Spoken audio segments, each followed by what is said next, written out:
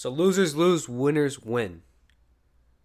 Let me extrapolate this further so that you understand how these principles apply to direct-to-consumer online retail. Now, the reason why I can talk about this, the reason why I can give advice, the reason why I can extrapolate these concepts even further is because I work with D2C founders every single month in the same pitfalls that I've discovered. And my content reflects that. Like, my content literally is like, you take my suggestions, you implement it for your company, you're going to see success, guaranteed. Now, the biggest bottleneck I see is, okay, founders are not set up to win. They have their foundations all wrong. Because what happens is, if we look at leading up to 2020, right? 2020 happened, the biggest year for e-commerce, especially for D2C, because government pumped out stimulus checks, and then people had a ton of money. They're staying inside. So where did they do all of their shopping? Well, that was done online. As a byproduct of that, you could have a really shitty product, or you could have a really shitty D2C brand, but you're seeing results because just the inflation of the amount of cash flow pumped from the government, right? But as anything that goes on a bull run, well, then there has to be a correction on a macroeconomic level to reset and reach equilibrium again. So now, the common areas of growth many founders saw in 2020 is not what's happening in 2023 going into 2024. It's actually a pullback in the amount of growth year over year. Companies are now not growing at 50% or 100x year over year. Now it's really 20%, maybe 15% year over year. Now, why is that? Well, in order to get results, you have to optimize the fundamentals. Now, gone were the days of media buying with lookalikes, retargeting, manual ABO testing, messing around with different campaign strategies like the surfing method or whatever to optimize your end results so that you can scale relatively easy. There's so many advertisers or marketers now utilizing the platform on Facebook. The only way you separate yourself from all your competitors is simply by having a better product market fit for the actual end user, having better creatives for the end user experience, having a dedicated post-click landing page dedicated to the end user that's optimal, an irresistible no-brainer offer that doesn't follow discounts or whatever's common in the market.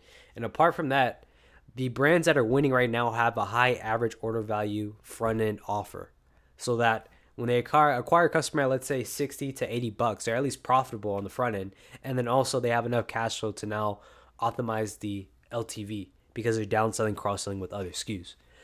Now, I've seen a shift in the way D2C founders do business. I've seen the shift of having a 25 employee brand scale. I'm seeing consolidation. A 25 person team is now consolidating to now just a full 6-person team. For example, you have your founder or your CEO who's in charge of the vision. They might have a partner who's like the operator who oversees finances, or they use an accountant for that. You have your growth consultant who oversees the whole entire access channels, the marketing concepts, and ultimate marketing strategies, utilizing all these platforms all together. You have your full stack media buyer who is actively in the ad account, seeing trends, reporting on trends, and mainly focusing on making better creatives, better offers, and seeing where the lowest hanging fruit of the funnel is and making iterations to that. You're also going to see a shift into now a lot of brands utilizing a creative strategist, somebody who can come up with creative concepts. And apart from that, you're going to have a creative coordinator, somebody who actually is actively reaching out to content creators on a daily basis from like Twitter, Instagram, Backstage, even the TikTok platform. And then apart from that, you're going to have a customer success manager who's responsible on the backend, improving the LTV, post-purchase surveys, cold calling customers, getting their feedback, and making offers that represent that or reflect what the end user wants to see from that same brand they bought from. A team of 6 can literally get you to multiple 7 figures a year for your business. And that's just online retail. We haven't even talked about wholesale or retail B2B. Let's say like a Walmart hosting your products, or even like these traditional retail stores. So with that being said, how does this come back to my main point of winners win, losers lose? Well, Founders have been so accustomed to delegating and outsourcing their marketing growth or their marketing strategies or their offers to an agency. You have a typical brand who works with 4 to 5 agencies, and those agencies all specialize in one single platform. Like you might have a TikTok agency, you might have a Facebook agency, you might have a Google agency, you might have an email agency, right? And that's how most founders are operating. They're paying 15, 20K retainers a month to these agencies to run their ads. The likelihood of profitability apart from that 20K retainer with respect to cost of goods, cost of fulfillment, most of these founders aren't even seeing a profit from these agencies. And what happens is these agencies are making sure they come up with a strategy that makes them look good on paper. So what do I mean by that? Well, these agencies are retargeting your existing customer base so that they can see, they're going to show reports with ROAS of how that ROAS has lifted to a 3x. But ultimately, what they're doing is, as mentioned before, they're retargeting your existing base. So now you're not seeing any top of funnel traffic. What these agencies do is, if you're bottom of the barrel to their actual service, well, then they actually delegate and outsource somebody who's managing your account to somebody who has limited experience. This is like a junior media buyer. This is like some kid who just graduated college who's now in charge of your ad account, who has limited experience of actually optimizing the variables that move the needle forward for your business and lower the nCPA, increase your AOV.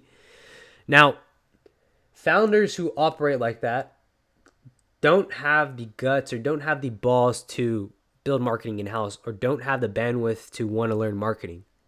Now, I got news for you. If a founder is unwilling to handle marketing in-house and build out an in-house team, they are not set up for success to even exit their company. Because I'm friends with a couple of guys who acquire e-commerce brands, and the biggest philosophy they tell me when acquiring brands that they want to see is, of course, a heavy focus on having operations in-house. This could be remote or this can be in-house from office, but relatively you want to have your own team in-house, your own marketing team in-house. And apart from that, heavy due diligence on having creatives in-house, but ultimately like a founder or D2C brand can outsource creatives on the short term, but effectively to save on margin without paying an arbitrage fee, you want to have your content in-house. That's the concept. That's the blueprint if you want to exit your D2C business. You want to have your operations in-house. You need to be profitable on the front end, and you need to have churn sub 5% on LTV. And you need to have consistent repeat buyers over and over again. So with that being said, most founders are outsourcing the agencies. They're not set up for success. They have no chance of actively exiting their business for profit. So then they fall in a spiral of getting burned by multiple agencies, wasting thousands of dollars to even tens of thousands of dollars on agency fees without seeing any success. They have no control or direction of what's happening with their marketing mix. And now we're in 2023 going to 2024, looming recession. Everybody keeps saying that, even though inflation rate has just dropped to 3%. But with that being said, in economic crisis or economic downturn, those companies that operate like that are going to be squeezed, and they're not going to have capital efficiency to survive. Ultimately, those businesses file bankruptcy. So now, let's take the opposite approach. What does a successful D2C brand look like in 2023? It's the founder who understands marketing, who understands these principles, these concepts, and can go into an ad account and see what was launched, what was tested, and what were the results of that.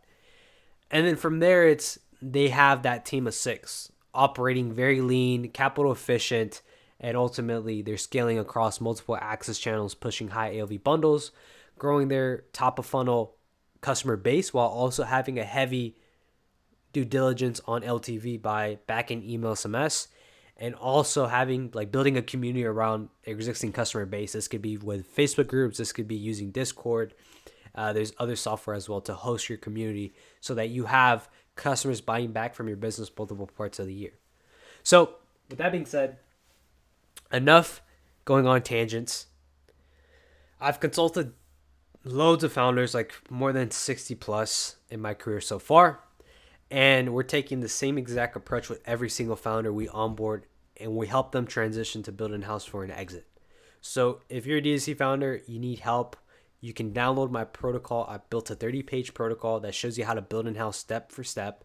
You can check that out below my in the description. And if there's any questions or feedback, drop them down below in this video. I'll see you guys in the next one. Cheers.